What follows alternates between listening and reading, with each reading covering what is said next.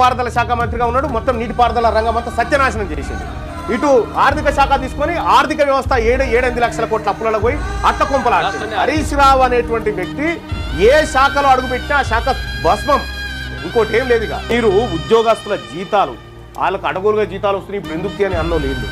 ఆ తర్వాత వాళ్ళ జీతాలు ఎప్పుడు వస్తాయో తెలియదు. ఆర్టీసీ ఉద్యోగులు సమ్మె చేస్తే వాళ్ళ సొంటెండ పెట్టి 40 మంది చచ్చిపోయడానికి కారణం మీరు ఈ కుటుంబం కాదా? ఎన్ని డిఏలు, ఎన్ని బకాయిలు, ఇలా పెండింగ్ లో ఉన్న డిఏలు ఎవరు పెట్టిపోయినాయి? అవి పెండింగ్ మీరు కాదా?